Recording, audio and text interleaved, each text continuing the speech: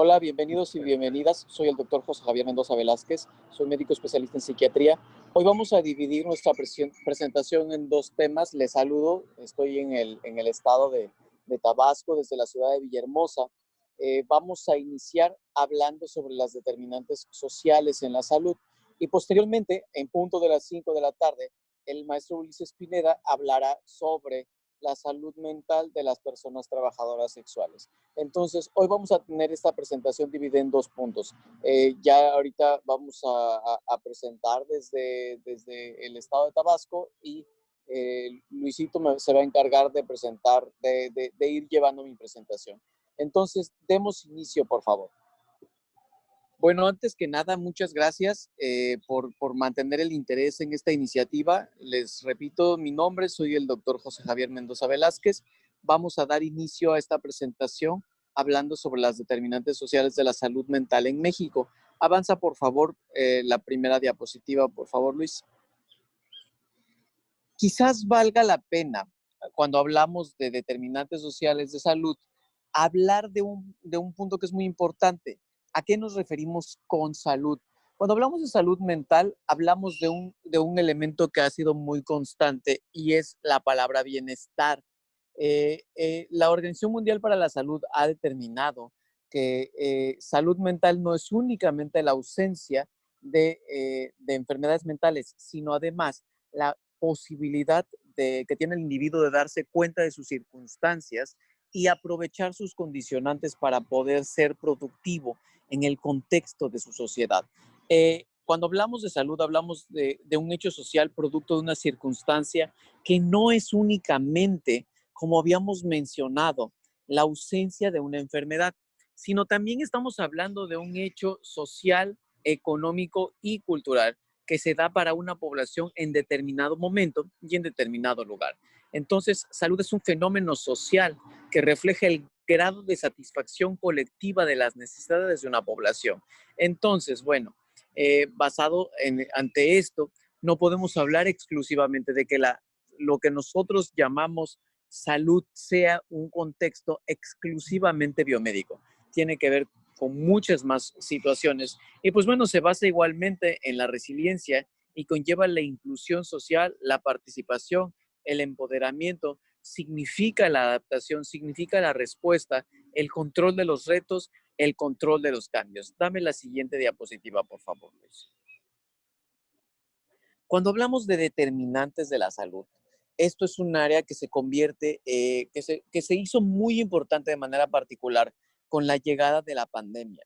Cuando nosotros empezamos a ver por qué de alguna manera reaccionamos de forma distinta y nos adaptamos de forma distinta, nosotros no nos enfrentamos al mundo de la misma forma.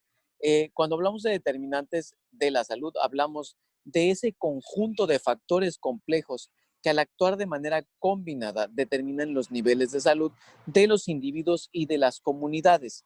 Pensando en un modelo ecológico, pensando en un modelo en el cual el individuo se ve inmerso en un mesosistema que a la vez es parte de un exosistema, que a su vez es parte de un macrosistema, nosotros no podemos ver al individuo como el responsable de todas aquellas situaciones que lo llevan al encuentro con su salud.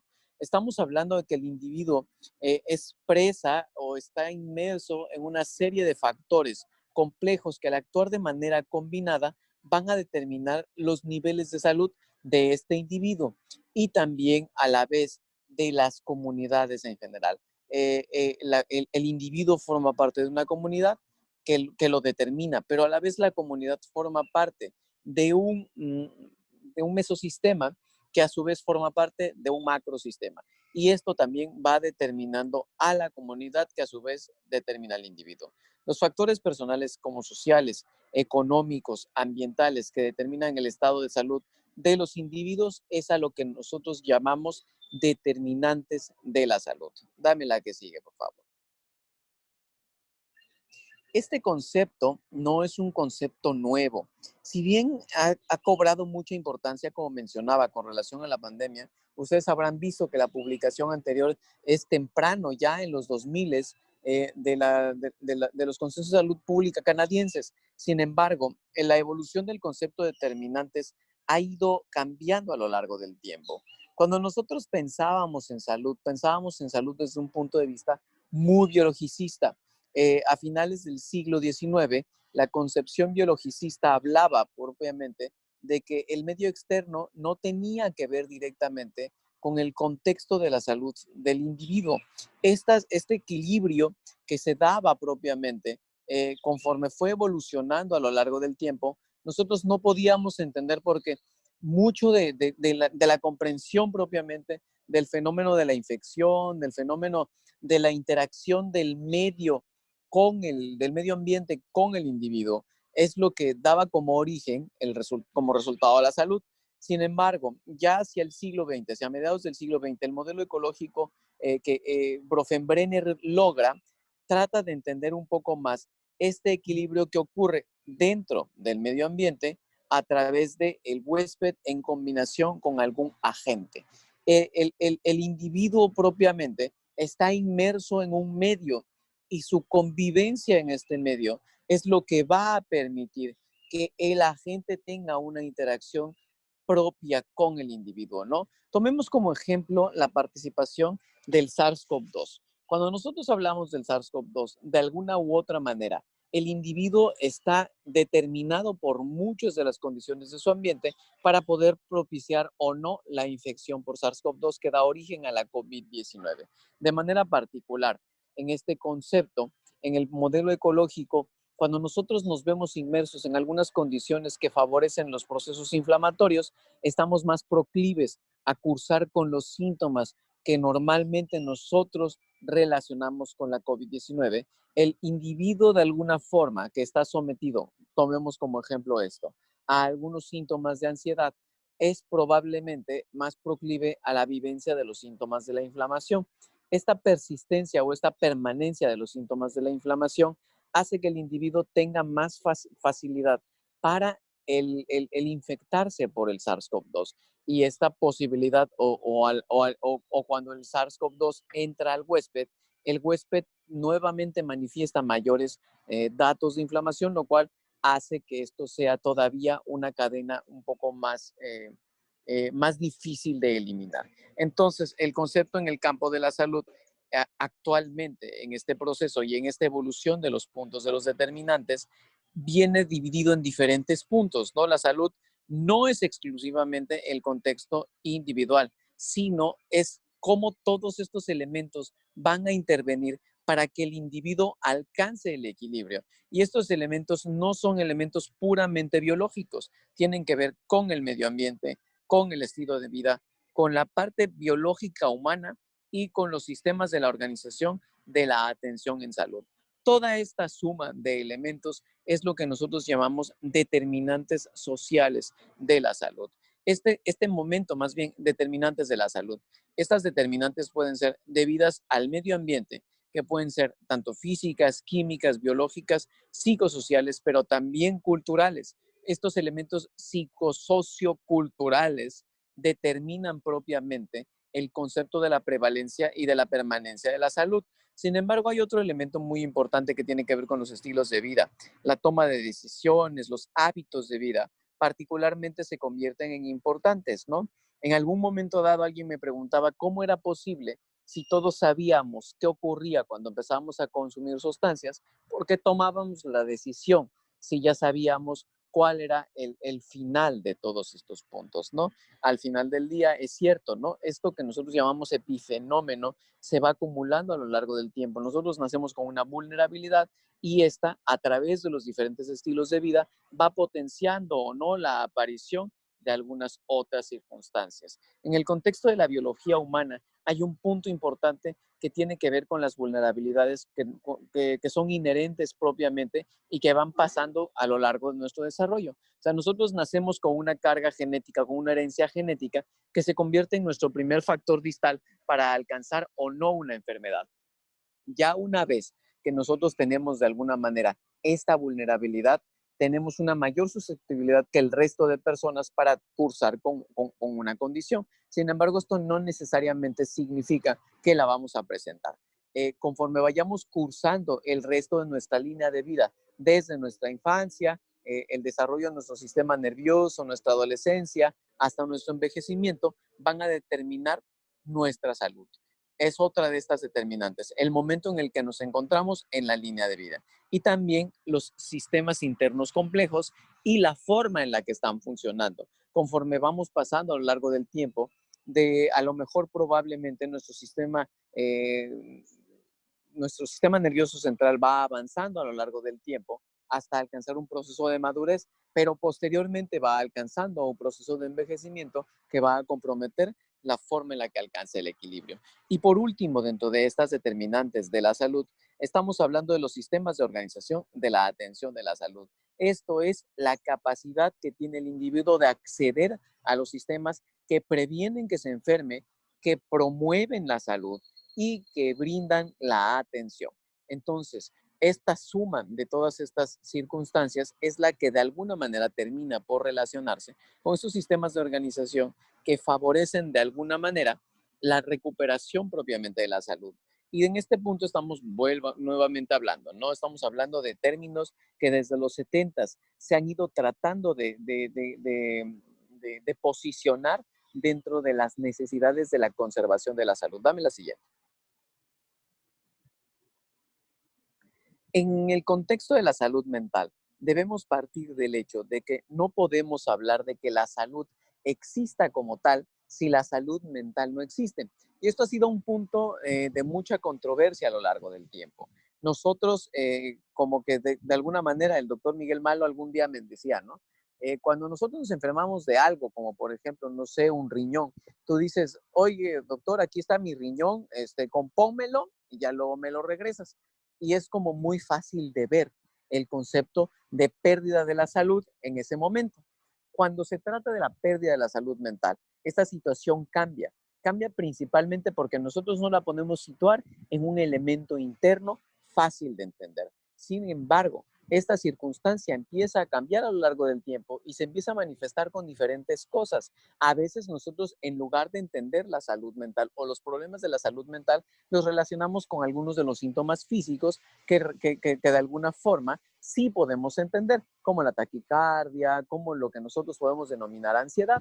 Entonces, eso es lo que nosotros identificamos como el punto en el que afecta nuestra salud, porque no existe salud sin salud mental. La definición de salud mental, de acuerdo a la Organización Mundial para la Salud, es el estado completo de bienestar físico, mental y social, y no solamente la ausencia de afecciones o enfermedades. Es el estado de bienestar en el cual el individuo es consciente de sus propias capacidades, puede afrontar las tensiones normales de la vida, puede trabajar de forma productiva y fructífera y puede hacer contribuciones productivas a su comunidad. Y con esto no tiene que ver con el dinero, no, tiene que ver con la capacidad que tiene el individuo de utilizar sus potenciales y alcanzar los finales que considere necesarios o que considere importantes dentro del desarrollo de sus potencialidades. Dame la siguiente.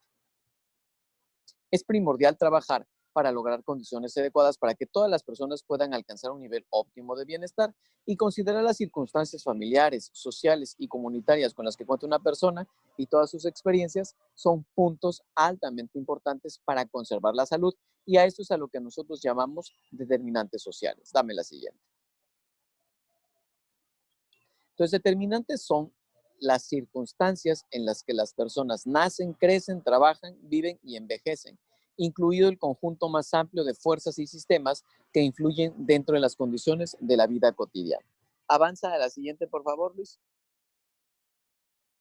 Y pues bueno, aquí están propiamente todos estos puntos. Aquí estamos todos como individuos viviendo nuestros factores biológicos, biomédicos y conviviendo con nuestras vulnerabilidades genéticas. Conforme ustedes van viendo, hay unos determinantes proximales. Dentro de estos determinantes proximales, hablamos de los factores individuales y las preferencias en los estilos de vida. Y un poco más yéndose hacia lo distal, aparecen las influencias comunitarias y el soporte social. Un poco más yéndose hacia lo que menos afecta al individuo de manera intensa, pero termina también por afectarlo, están los accesos a los servicios de atención de salud, más yéndose hacia lo distal, las condiciones de vida y de trabajo, y al final las condiciones generales socioeconómicas, culturales y ambientales. Esto es más o menos la forma de expresar gráficamente a qué nos referimos cuando nos referimos a determinantes sociales de la salud. Dame la siguiente. Entonces, cuando nosotros hablamos de a quién le corresponde trabajar en todas las determinantes sociales, un punto importante es la corresponsabilidad. La corresponsabilidad implica que la responsabilidad es multisectorial. Está dada por el Estado, pero también determinada por algunos elementos políticos, económicos y sociales, y es importante hacer partícipe al individuo de la conservación de la salud porque eso disminuye las determinantes. La responsabilidad del sector salud igualmente es importante y es importante que también no sea únicamente asistencial, sino preventiva, enfocado en los estilos de vida, en los fenómenos ambientales, algunos consejos genéticos biológicos de la población y los servicios de salud. Dame la siguiente. Entonces ustedes podrán ver aquí en esta imagen cómo de alguna manera el contexto socioeconómico, el contexto político, la misma política en materia de la toma de decisiones, ¿no? O sea, ustedes podrán ver que de repente se toman decisiones que probablemente nosotros no podamos entender, pero sí determinan cómo nosotros nos reflejamos, ¿no? Como el hecho de tener o no acceso a una intervención en condiciones correctas o humanas para prevenir un problema de salud pública se convierten en puntos importantes como determinantes sociales. Además, las normas y valores culturales de la sociedad y la gobernanza. Es otra cosa importante que también nosotros tenemos que ir entendiendo porque hay otras determinantes que van a influir en estos procesos y que se tienen que defender a través de políticas públicas y de normas y valores sociales, como la presencia o ausencia de educación, el tipo de trabajo al que nosotros nos dediquemos, nuestros ingresos, el sexo y nuestra raza.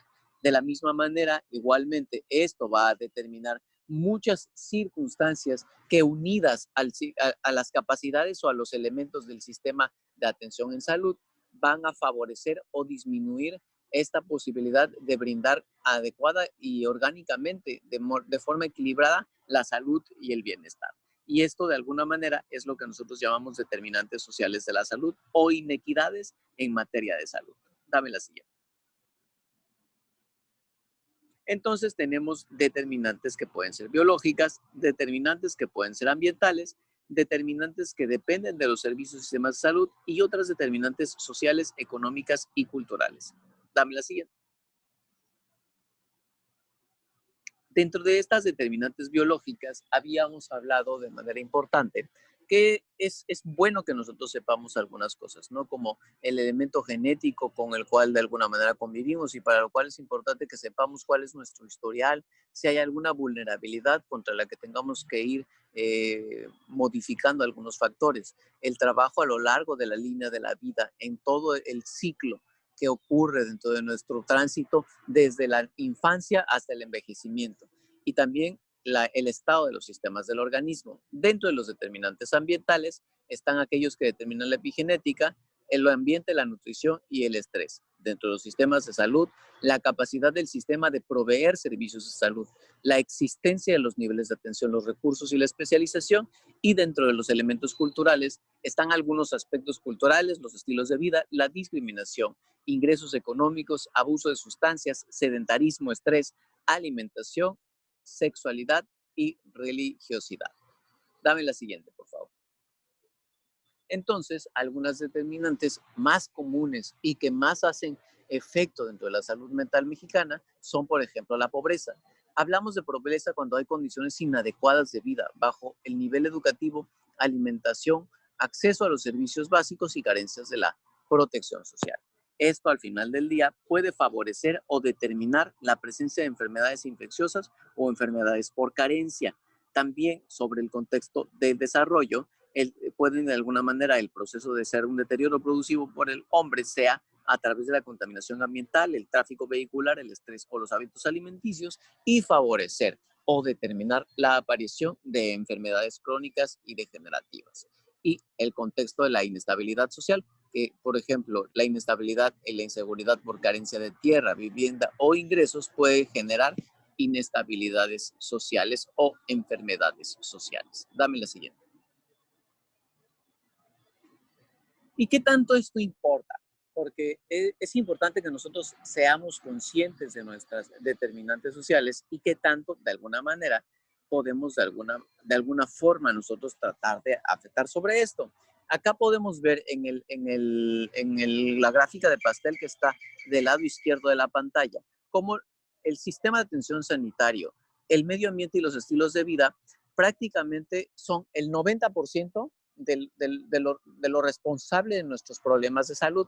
Sin embargo, cuando vamos a traducir esta misma gráfica de pastel, como la que ven ustedes en el lado derecho, lejos de orientarse a todas esas condicionantes, todas se van hacia lo biológico y prácticamente un 80% está dedicado a lo biológico contra menos de no sé, entre un 5 y máximo un 10% para cada uno de los otros puntos. Dame la siguiente.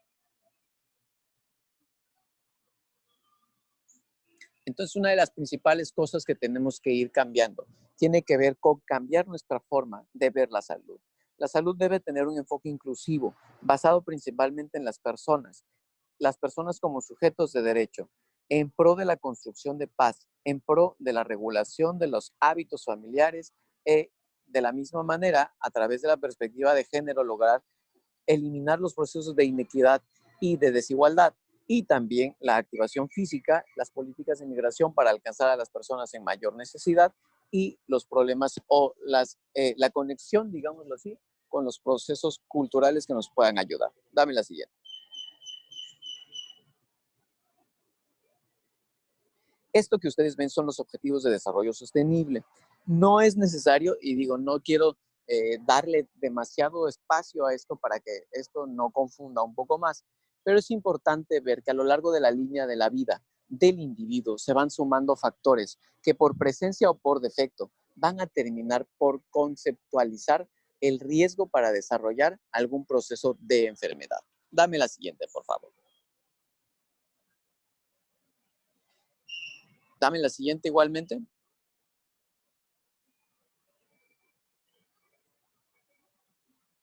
Y pues bueno, al final del día, las determinantes sociales de la salud mental deben integrarse y ser consideradas durante el desarrollo de todas nuestras estrategias y de la política para combatir la pandemia que todavía estamos viviendo. Si nosotros no enfatizamos en la necesidad de trabajo sobre el desarrollo de programas sociales, el cambio en nuestra perspectiva de comunidad, el hecho que al final del día nosotros tenemos que aprender a trabajar en comunidad y como comunidad vencer esta pandemia, probablemente nunca lo lograremos. Esto deben ser los objetivos generales de los sistemas actuales y de gobierno y deben ir desde el acceso a la educación, vivienda digna, empleo, acciones y participación comunitaria, la dieta y la inclusión. Dame la siguiente.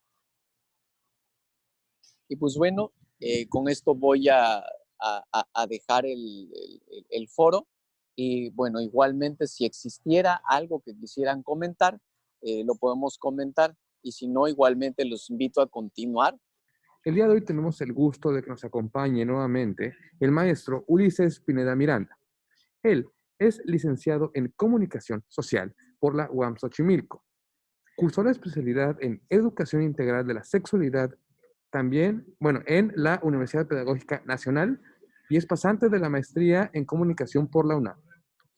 Él es integrante del Padrón de Jóvenes Investigadores del Seminario de Investigación en Juventud de la Universidad Nacional Autónoma de México. Cursó el diplomado en Defensa y Promoción de los Derechos Humanos de la Comunidad LGBT+, de la Universidad Iberoamericana en la Ciudad de México. Actualmente está cursando la especialidad en Políticas Públicas para la Igualdad en Claxo y es coordinador de Diversidad Sexual y de Género en la Secretaría de Inclusión y Bienestar Social del Gobierno de la Ciudad de México. Maestro Pineda, qué gusto y qué honor que nos acompañe el día de hoy con nosotros. Le cedo los micrófonos, maestro, para que inicie la sesión. Buenas tardes. Hola, ¿qué tal, Luis? Muchas gracias. Muy buenas tardes a todas y todos por aquí. Quisiera poder iniciar primero con un posicionamiento, o sea, desde dónde estoy hablando, y estoy hablando no nada más desde la Secretaría de Inclusión y Bienestar Social, sino también estoy hablando desde este apoyo y de este reconocimiento del trabajo sexual como trabajo de todas las compañeras y compañeros que lo ejercen tanto, perdón, que lo ejercen tanto en la Ciudad de México como en el país y como en el mundo.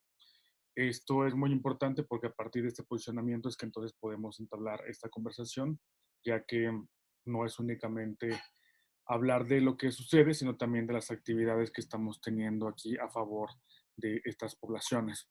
¿Qué es importante mencionar? Lo número uno, que esta coordinación es la que se ha encargado de hablar con las y los compañeros que ejercen el trabajo sexual en la Ciudad de México, a manera de poder conocer cuáles son esas problemáticas, qué significa hablar del trabajo sexual en la Ciudad de México, y también porque hay un programa, bueno, sí, programa en la Ciudad de México que lo lleva la Secretaría de Gobierno, que se llama Orquídea.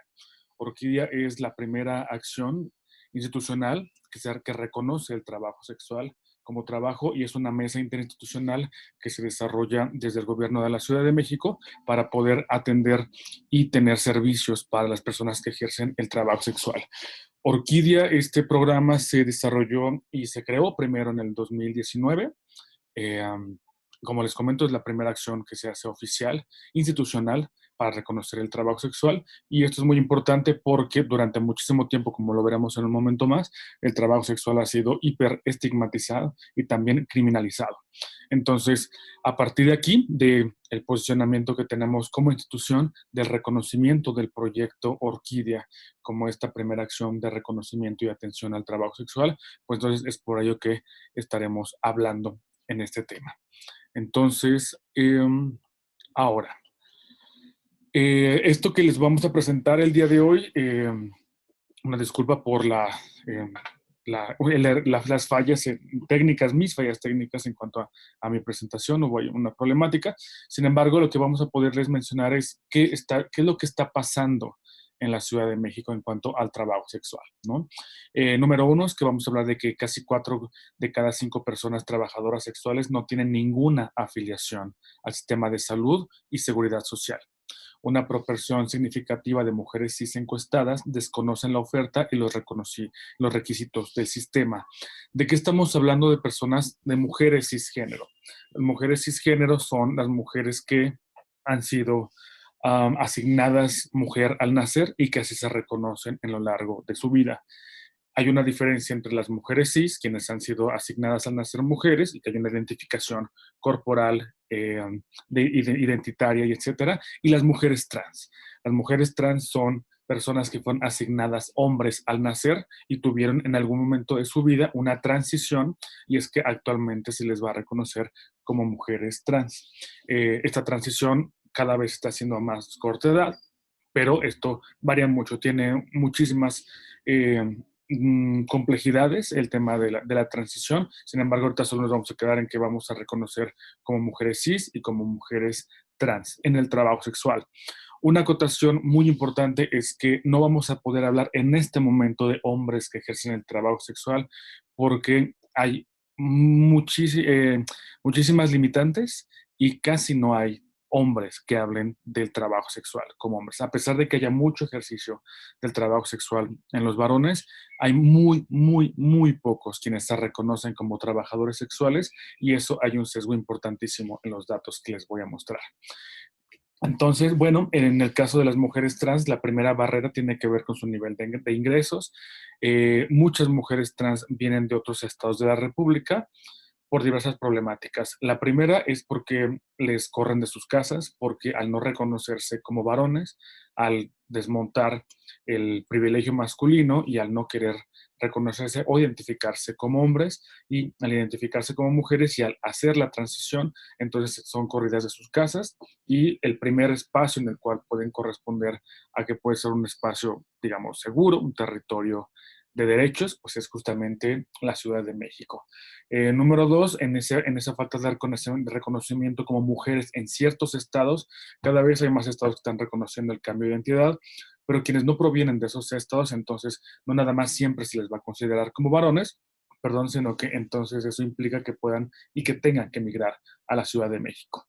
Entonces, en esta falta de derecho a la identidad, de acceso a la identidad. Entonces, lo que pasa es que entonces siempre van a poderse identificar como hombres legal y jurídicamente. Sin embargo, a partir del nombre social y en la propia estética, en la expresión e identidad de género, son mujeres. La pandemia por COVID, en este marco de la en este marco pandémico por COVID-19 fue brutal el pegue o lo que, bueno, como de la manera que les pegó a las mujeres que ejercen el trabajo sexual. ¿Por qué? Porque primero se cerraron los hoteles. Número dos, especialmente los clientes ya no salían de la misma manera, ¿no?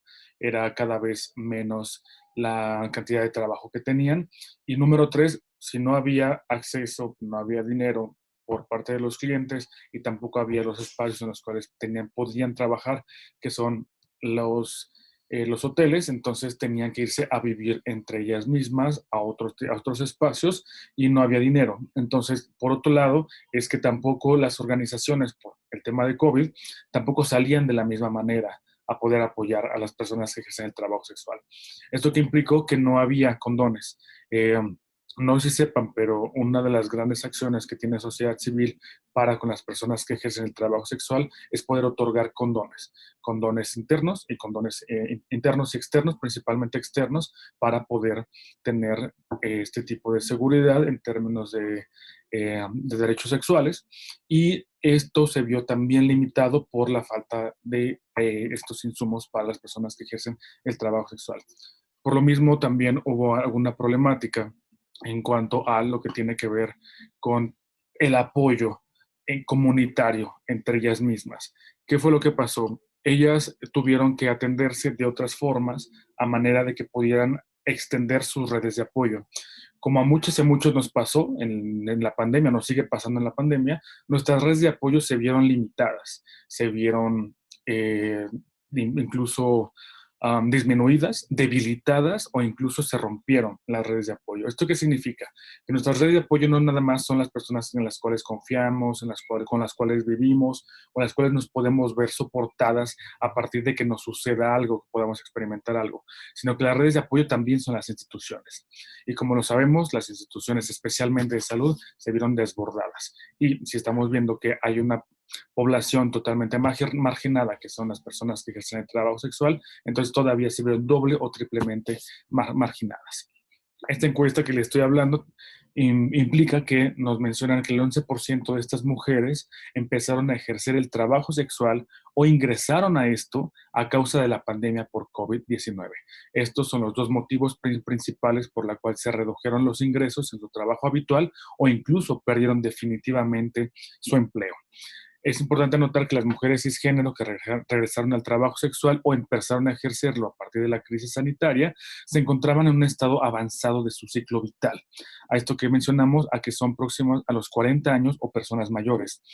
En el propio trabajo sexual hay una población invisibilizada y son las personas mayores, especialmente las mujeres mayores son invisibilizadas quienes ejercen el trabajo sexual. ¿Por qué? Porque en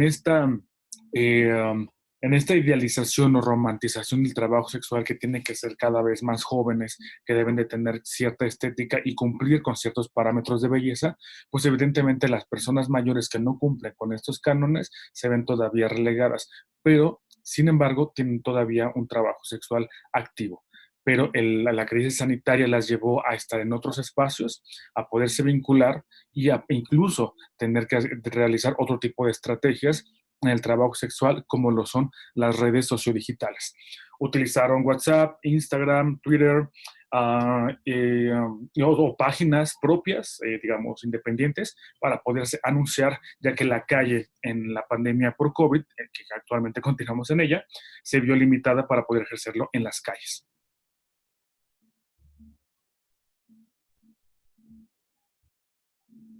Listo. A raíz de los procesos de incidencia que se han realizado desde sociedad civil y nuestra propia Secretaría de Inclusión y Bienestar Social, hubo la entrega de apoyo económico a las trabajadoras sexuales. Nuestra Secretaría ha sido la primera en la cual se ha reconocido el trabajo sexual, uno, como un trabajo, pero también como uno de los trabajos más estigmatizados y criminalizados. Entonces, con esta crisis sanitaria, no nada más se vio que habían un montón de diversidades dentro de los hoteles, por ejemplo. Dentro de los hoteles no nada más vivían las personas que ejercen el trabajo sexual, sino también viven personas migrantes, viven familias y viven comerciantes. Eso nos lo dio, desafortunadamente, esta crisis, se visibilizó quienes estaban viviendo en los hoteles y entonces la Secretaría de Inclusión y Bienestar Social dijo, tenemos que establecer espacios seguros para que puedan continuar trabajando, pero también poder otorgar ciertos apoyos. Estos apoyos, si bien fue el primero, fue mínimo. Debemos de reconocer que no fue suficiente, fueron 2 tipos de apoyos, sin embargo, todavía no es una cantidad ni suficiente, ni en ese momento fue como la que pudiera apoyar a cubrir ni siquiera los gastos, tanto en medicina o en alimentación, que fue principalmente para lo que se otorgó, pero tampoco en vivienda. ¿Qué es lo que sucede en el caso de la vivienda con las personas que ejercen el trabajo sexual? Cuando ellas principalmente van a un espacio en el cual quisieran rentar, pues nosotras y nosotros sabemos que nos piden determinados documentos como el ingreso, como las referencias o incluso una cuenta en el banco. Si estamos viendo que el trabajo sexual no corresponde específicamente a este tipo de cánones, no es reconocido todavía como un trabajo, es muy difícil poder comprobar que una persona ejerce el trabajo sexual. En temas económicos, en temas de ingreso. Por otro lado, actualmente la Secretaría de Trabajo y Fomento al Empleo tiene una acción muy importante o interesante que tiene que ver con la credencialización. En estos momentos, por ejemplo, como lo que les llamamos los viene-viene, algunos otros comerciantes o incluso personas que pueden, que volean los zapatos, pueden ir a la Secretaría de Trabajo y Fomento al Empleo para decir que su trabajo no es reconocido, se les llama personas no, sin temor a equivocarme, creo que es las credenciales del trabajo no asalariado, y entonces van, se pueden registrar y la Secretaría puede otorgar una credencial para reconocerles a partir también del vínculo y aprobación con las alcaldías. ¿Esto qué significa? Si una mujer que ejerce el trabajo sexual, digamos, uno de los corredores más visibles del trabajo sexual en la Ciudad de México, que es Tlalpan. Tlalpan por lo menos abarca 4 alcaldías, que es desde San Antonio Abad hasta Xochimilco. ¿Qué pasa? San Antonio Abad, que es una parte de la Cuauhtémoc, Benito Juárez, Coyoacán y luego Xochimilco. Si alguna de esas alcaldías no reconoce el trabajo sexual por la razón que sea, que regularmente son por temas morales religiosos, si no ejercen el trabajo, perdón, si no reconocen el trabajo sexual como trabajo, lo que hacen es realmente limitar el acceso al trabajo a las mujeres, especialmente cis y transgénero, que ejercen el trabajo sexual. La problemática que existe especialmente en la Benito Juárez es que la Benito Juárez no reconoce el trabajo sexual. Entonces, la Secretaría de Trabajo y Fomento al Empleo se ve limitada al poder otorgar estas credenciales, puesto como no hay ningún vínculo ni reconocimiento por parte de la alcaldía Benito Juárez, entonces quienes trabajan en esa alcaldía no pueden ser reconocidas. Sin embargo, sí puede existir la posibilidad de que en Coyoacán específicamente, en la Cuauhtémoc, pueda haber ese vínculo entre la alcaldía y la Secretaría del Trabajo al Empleo, lo cual es muy importante porque entonces sí pueden tener esta credencialización. Las trabajadoras sexuales señalan que el ejercicio de la actividad no implica automáticamente la anulación o la reducción de su capacidad de elección, como si se hace el cierre sistemático de espacios y oportunidades que hacen del trabajo sexual una de sus pocas opciones para poder obtener una remuneración. Parte del trabajo que hemos tenido con las trabajadoras sexuales, especialmente del corredor que existe en Tlalpan, es que ellas nos han mencionado que una de las situaciones con el trabajo sexual es que tiene que formar parte de una opción laboral. El problema con especialmente las mujeres trans es que se establece culturalmente a partir de estereotipos y estigmas que es como la actividad de las mujeres trans. Entonces, históricamente se han visto relegadas a las estéticas, a cuestiones de belleza y también del trabajo sexual. Entonces, pareciera que las mujeres trans únicamente pueden estar en esos espacios laborales, la estética o el trabajo sexual, lo cual no nada más es una gran mentira, sino que se limita a sus espacios laborales únicamente a esas 2 opciones. Lo mismo pasa con las otras mujeres. El tema con las otras mujeres es que son esposas, son amas de casa, son madres, Y entonces ahí también se duplica el tema del estigma. Como una mujer ama de casa, madre de familia, digamos, va a ejercer el trabajo sexual, porque seguimos atendiendo al estigma y la discriminación. Estas son algunas ¿cómo se llaman? Declaraciones que nos han hecho las mujeres que ejercen el trabajo sexual, y es: el trabajo sexual lo hacemos por nuestra propia voluntad. El 51% de las mujeres cis encuestadas tuvo un empleo antes del trabajo sexual, y la mitad ha intentado dejarlo. La precarización de las mujeres en este contexto, no nada más de misoginia, de capitalismo, etcétera, ha implicado que tengan que efectuar doble o triple jornada de trabajo. La doble o triple jornada de trabajo implica que no nada más hay que estar atendiendo las 8 horas de un trabajo asalariado, por ejemplo, sino también hay que regresar a la casa a atender los cuidados y las actividades históricamente relacionadas con las mujeres. Pero aparte, quienes ejercen el trabajo sexual y que lo pueden hacer, o que regularmente lo pueden hacer, o que lo ejercen en la tarde, noche o por la noche, implica que tengan que atender también el hogar en la parte del día, y entonces eso implica que puedan tener un doble cansancio. Luego nos mencionan, o sea, tengo que comer, perdón, la pasada. O sea, gracias. O sea, tengo que comer, tengo que vivir, ¿y qué es lo que me queda? El trabajo sexual. Ya lo asimilas como tal, porque nadie me obligó, pero tuve que ejercerlo. Aquí se encuentra la paradoja también del trabajo sexual, que entonces, al tener pocas opciones de trabajo, hay que entrarle. No es que funcione como una de las opciones. Esa es una de las problemáticas que ella nos menciona.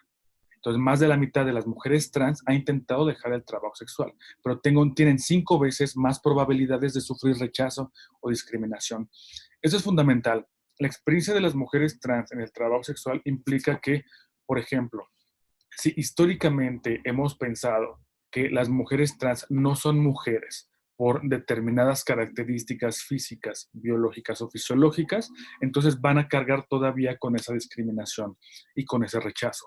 Afortunadamente, en nuestra ciudad, en la Ciudad de México, las mujeres trans tienen ya la posibilidad de cambiar su identidad, de hacer un cambio de identidad desde hace 6 años. Ya ahorita, como 2021, desde hace 6 años tienen esa posibilidad. Sin embargo, no es una obligación, y muchas veces es tan grande y tan profunda la violencia simbólica que ha existido en contra de las mujeres trans, que incluso ellas, sabiendo que pueden modificar, que pueden cambiar su acta de nacimiento, no lo hacen. Porque todo el tiempo les han dicho que, no, que son hombres, todo el tiempo les han dicho que no son mujeres, etcétera, etcétera. Entonces, por eso se duplica o triplica o cuadruplica la discriminación para las mujeres trans. Y en el tema del marco de por pandemia de COVID-19, el COPRED, el Consejo para Prevenir y Erradicar la Discriminación en la Ciudad de México, tuvo a bien hacer un documento muy importante que se llamó los impactos diferenciados, perdón, que tienen determinadas poblaciones en nuestro país. Entonces, la elección consciente y voluntaria del trabajo, especialmente del trabajo sexual, implica un ejercicio básico de la libertad. Sin embargo, esta elección está limitada, incluso está determinada por la distribución inequitativa de la riqueza y las oportunidades. Como bien sabemos, en nuestro país, a partir de la, ¿cómo se llama? De la encuesta nacional de discriminación, si no mal recuerdo, en el 2018-2019, hay 3 elementos importantísimos para la experiencia de discriminación en nuestro país. Uno es la clase, otro es el color de piel o raza, y número 3, el género. Entonces, cuando hacemos todo este cruce de discriminación, por supuesto que vemos que hay una interacción entre la violencia y el estigma, que implica que necesitamos seguir reflexionando sobre la autonomía, sobre la violencia, y por qué las aspiraciones o determinados espacios de trabajo únicamente están otorgados a ciertas poblaciones. Estos impactos diferenciados, como les comenté, tienen que ver con lo que le vamos a llamar la interseccionalidad. O sea, la interseccionalidad va a ser un enfoque que nos va a permitir, estar estableciendo estos cruces identitarios que van a catapultar o van a permitir otro tipo de discriminaciones a determinada población. ¿De qué estoy hablando? De la experiencia entre una mujer trans y una mujer cis en el trabajo sexual tiene que ver con aparentemente tú si eres mujer, tú no, pero aparte no nada más eso, sino que incorporan otro tipo de cruces identitarios, como si es una persona migrante, es una persona indígena, es una persona con color de piel más oscura que otra, etcétera, etcétera. Entonces, estos cruces van a ser muy importantes para poder determinar y para poder hacer un análisis mucho más puntual acerca de esos impactos diferenciados y de la discriminación y la violencia que experimentan las mujeres que ejercen el trabajo sexual. No es nada más en la Ciudad de México, ¿no? Actualmente hay un asunto que se está viendo, digamos, se ha ampliado en términos de poder reconocer qué significa la experiencia de las mujeres en el trabajo sexual, y es que también ha aumentado la cantidad de personas, mujeres migrantes, que ejercen el trabajo sexual. Entonces, eso también es fundamental para poderlo reconocer desde las instituciones, qué es lo que estamos haciendo, sobre todo a quienes estamos involucradas, involucrados e involucradas en este tipo de acciones a favor de poder combatir el estigma y discriminación a las mujeres, a las personas, ¿no?, que ejercen el trabajo sexual.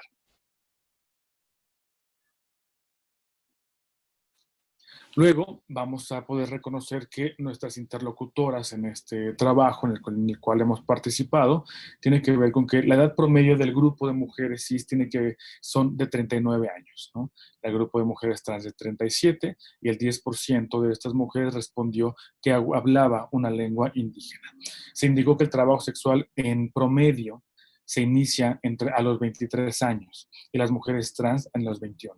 Asimismo, el 11% de las mujeres cis llegó al mercado sexual siendo menor de 18 años, y la proporción de mujeres trans que llegó a este escenario siendo menor de 18 años asciende al 21%.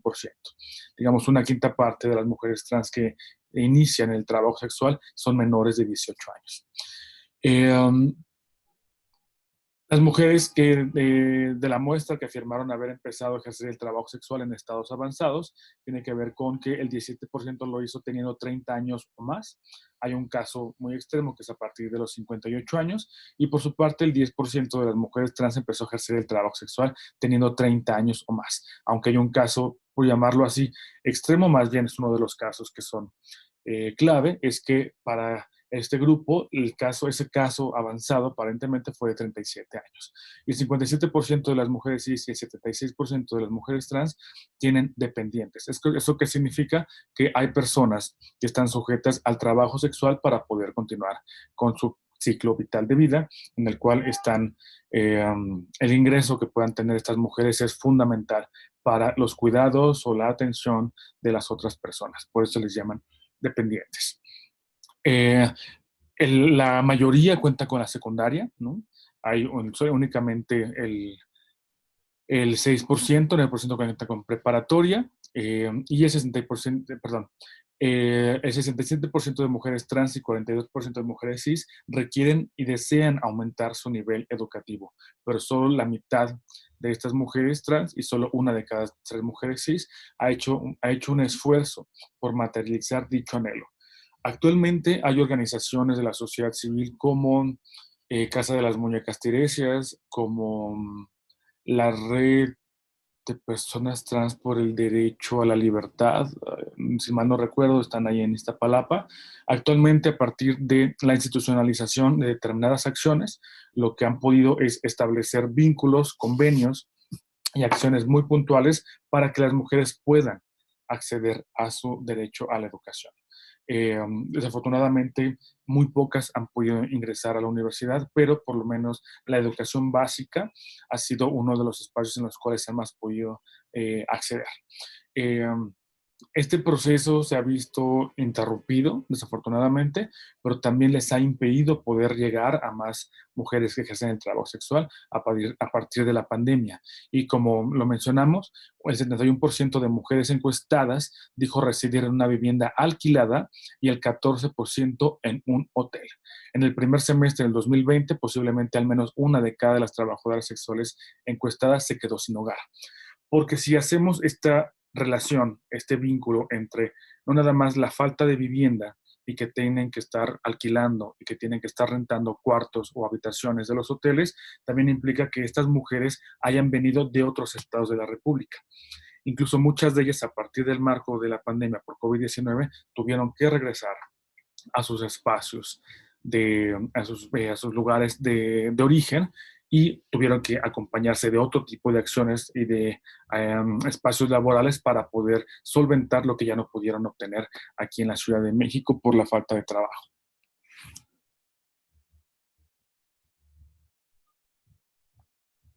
Bueno, los episodios que han marcado la experiencia de las mujeres trans en cuanto a la violencia y discriminación tienen que ver principalmente con ciertos rubros: burlas, insultos o malos tratos, robos, amenazas o intimidación, discriminación, persecución u otras formas de acoso en la vía pública, extorsión, golpes, intento de homicidio y abuso sexual. Aquí no tengo ahorita los datos actualizados, pero continuamos siendo el segundo país con más crímenes de odio, seguido únicamente de Brasil. Y es muy importante que la gran cantidad de los crímenes de odio están desafortunadamente protagonizados por mujeres trans. Entonces, no nada más en nuestro país todavía existe el odio en cuanto a por identidad de género, expresión de género o orientación sexual, sino también específicamente por aquellas personas que no están en este marco normativo de estético, corporal, etcétera. Entonces, este tipo de episodios ha marcado la salud mental, la salud física y la salud sexual de las personas que ejercen el trabajo sexual. Esto es muy importante visibilizar porque no es lo único a lo cual se están enfrentando. Tiene que ver también algunos modelantes, tiene que ver con las inyecciones incluso por poder establecer determinada estética, tiene que ver también con el no reconocimiento a su identidad de género, esta violencia simbólica, al poder decir, no, pues como tú ejerces el trabajo sexual, no tienes derecho. Y es una cuestión moralista, sí, pero por supuesto que tiene que ver con las distintas intersecciones. Insisto de que es lo que sucede con una persona, una mujer trans, situación de calle, migrante, que ejerce el trabajo sexual, por ejemplo, ¿no? Entonces, estos son los elementos que hay que considerar para poder atender de una forma no nada más respetuosa, sino también digna a las mujeres que ejercen el trabajo sexual en la Ciudad de México. Yo me quedo hasta aquí por el momento y quisiera conocer sus preguntas, comentarios o inquietudes acerca de este tema.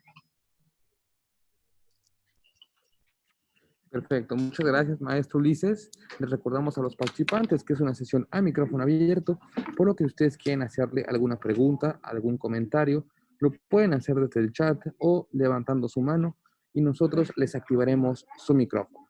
También a los que nos ven a través de Facebook Live, también pueden hacer sus comentarios por ahí y pues nosotros se los comentaremos al doctor, al igual que las preguntas.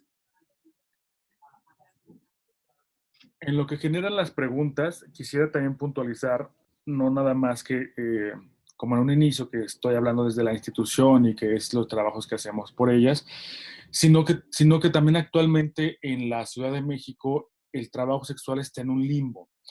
No es como tal un delito, pero tampoco es que esté reconocido de manera formal y oficial como un trabajo. Esto tiene no nada más implicaciones jurídicas, sino también socioculturales, económicas y políticas, lo cual implica que podamos todavía estar pensando que hay un delito. Actualmente, por ejemplo, la extorsión ya no es nada más hacia ella, sino también es hacia los clientes. Entonces, las personas que están a cargo de la seguridad y la justiciabilidad de nuestra ciudad implica que puedan ir incluso afuera de los hoteles o que alcancen a los clientes un par de cuadras después para cometer la extorsión y mencionando que forma parte de un delito, lo cual no es así. No hay un delito ni en ejercer el trabajo sexual ni el tener acceso a esos servicios.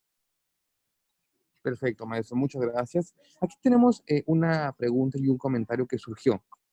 En el sentido, bueno, viene de la maestra González, en el sentido de, bueno, nosotros como personal, y bueno, la gran mayoría de los participantes, que es personal de primer contacto, primer nivel, ¿cómo podemos cambiar esa, pues, esa mentalidad y ese mal pensamiento que se tiene sobre estas personas y sobre todo este contexto, ¿no? Sabemos que vivimos en un país todavía con muchos tabús. Entonces, ¿cómo podemos nosotros, si un paciente, si nuestros pacientes nos llegan a preguntar algo al respecto de esto, cómo podemos empezar nosotros a abordarlo? Lo primero es, pues, que comencemos a desaprender los estigmas con los cuales hemos sido educadas y educados. Aquí todas y todos hemos sido educadas en el machismo, ¿no? Entonces, pero aparte en elementos o cruces totalmente moralistas. ¿Qué significa? Que entonces, como es un trabajo que incorpora el cuerpo, que incorpora la sexualidad, que incorpora incluso el deseo, está totalmente estigmatizado. Durante mucho tiempo se habló que que es un trabajo fácil, que es un trabajo milenario y que entonces es tan sencillo que es nada más acostarse con las personas. Lo que las compañías nos han mencionado es que no es nada más acostarse, es escucharles, es incluso aguantar, como todas y todos aguantamos cosas en nuestros trabajos. Lo que pasa es de que este trabajo tiene un corte total y absolutamente de moral. Eso primero hay que cuestionárnoslo para poder desestabilizar y desaprender esa parte que nos han enseñado. Número dos, dependiendo del tipo de servicio, habrá o no que poder externar que ejercen el trabajo sexual. Específicamente en el tema de la salud, aquí en la Ciudad de México, a partir de que se estableció el programa Orquídea, se pudieron especificar 2 espacios de la Secretaría de Salud para la atención a las personas que ejercen el trabajo sexual. Eso que implicó que pudieran conocer qué significa el trabajo sexual. ¿Cuáles son las problemáticas? Que no tiene que ver nada más con alguna infección de transmisión sexual. Cuando en la clínica Condesa, que son las clínicas especializadas que se encargan de atender a las personas que ejercen el trabajo sexual o también a las personas, más bien a las personas trans y algunas que ejercen el trabajo sexual, se han dado cuenta que son las que menos involucran la transmisión de infecciones de transmisión sexual.